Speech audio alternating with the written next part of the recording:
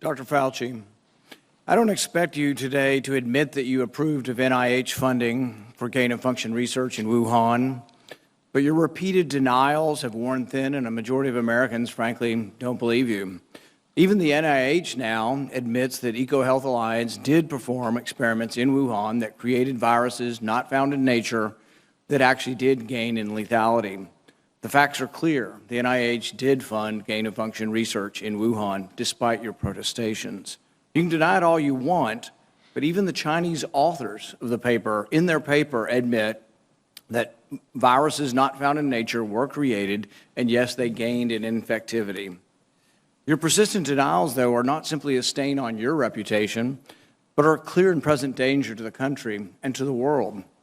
As Professor Kevin Esfelt of MIT has written, gain-of-function research looks like a gamble that civilization can't afford to risk. And yet here we are again, with you steadfast in your denials. Why does it matter? Because gain-of-function research with laboratory-created viruses not found in nature could cause a pandemic even worse the next time. We're suffering today from one that has a mortality of approximately 1%. They're experimenting with viruses that have mortalities of between 15 and 50%. Yes, our civilization could be at risk from one of these viruses. Experiments that combine unknown viruses with known pandemic-causing viruses are incredibly risky. Experiments that combine unknown viruses with coronaviruses that have as much as 50% mortality could endanger civilization as we know it. And here you sit, unwilling to accept any responsibility for the current pandemic and unwilling to take any steps to prevent gain-of-function research from possibly unleashing an even more deadly virus. You mislead the public by saying that the published viruses could not be COVID. Well, exactly no one is alleging that. No one is alleging that the published viruses by the Chinese are COVID. What we are saying is that this was risky type of research, gain-of-function research. It was risky to share this with the Chinese, and that COVID may have been created from a not yet revealed virus. We don't anticipate the Chinese are going to reveal the virus if it came from their lab. You know that, but you continue to mislead. You continue to support NIH money going to Wuhan. You continue to say you trust the Chinese scientists. You appear to have learned nothing from this pandemic. Will you today finally take some responsibility for funding gain-of-function research in Wuhan? Senator, with all due respect, I disagree with so many of the things that you've said. First of all, gain-of-function is a very nebulous term.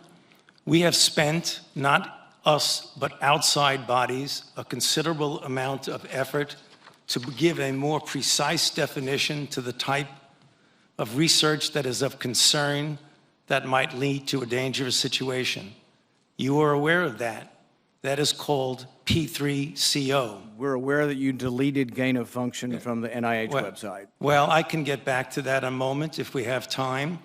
But let's get back to the operating framework and guide rails of which we operate under. And you have ignored them.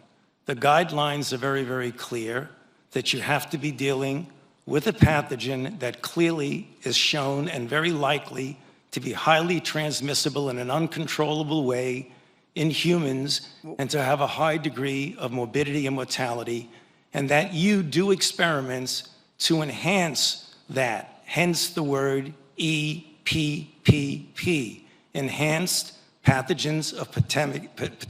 So when EcoHealth Alliance took the virus, SHC014, and combined it with WIV1 and caused a recombinant virus that doesn't exist in nature, and it made mice sicker, mice that had humanized cells, you're saying that that's not gain-of-function research? According to the framework and guidelines. So what you're doing is defining away gain-of-function. You're simply saying it doesn't exist because you changed the definition on the NIH website.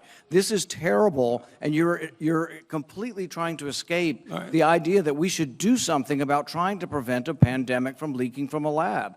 The preponderance of evidence now points towards this coming from the lab, and what you've done is change the definition on your website to try to cover your ass, basically. That's what you've done. You've changed the website to try to have a new definition that doesn't include the risky research that's going on. Until you admit that it's risky, we're not going to get anywhere. You have to admit that this research was risky. The NIH has now rebuked them. Your own agency has rebuked them. But the thing is you're still unwilling to admit that they gained in function when they say they became sicker. They gained in lethality. It's a new virus. That's not gain of function? According to the definition that is currently operable, you know, Senator, let's make it clear for the people who are listening. The current definition was done over a 2 to 3 year period by outside bodies, including the NSABB, 2 conferences by the National Academy of Science, Engineering, and Medicine on December 2014, March 2016. We commissioned external risk-benefit assessment, and then on January of 2017, the Office of Science and Technology Policy of the White House issued the current policy. And coincidentally, I have not the changed definition any appeared definition. on the same day the NIH said that, yes, there was a gain of function in Wuhan, the same day the definition appeared, the new definition, to try to define away what's going on in Wuhan. Until you accept it, until you accept responsibility, we're not going to get anywhere close to trying to prevent another lab leak of this dangerous sort of experiment. You won't admit that it's dangerous, and for that lack of judgment, I think it's time that you resign. Thank you, Senator Paul, and I would like to give the time to Dr. Fauci. Yeah, well, there were so many things that are egregious misrepresentation here, Madam Chair, that I don't think I'd be able to refute all of them, but just a couple of them for the listeners to hear for. You have said that I am unwilling to take any responsibility for the current pandemic. I have no responsibility for the current pandemic. The current pandemic, okay? Number 2, you said the overwhelming amount of evidence indicates that's a lab leak. I believe most card-carrying viral phylogenists and molecular virologists would disagree with you that it is much more likely, even though we leave open all possibilities, it's much more likely that this was a natural occurrence. Third, you say We've tested 80,000 animals, and no animals have been found with COVID. Senator Paul, the time is for And Dr. Fauci to third, respond. you made a statement just a moment ago that's completely incorrect, where you say we continue to support research at the Wuhan Institute of Virology. You approved it in August of last year.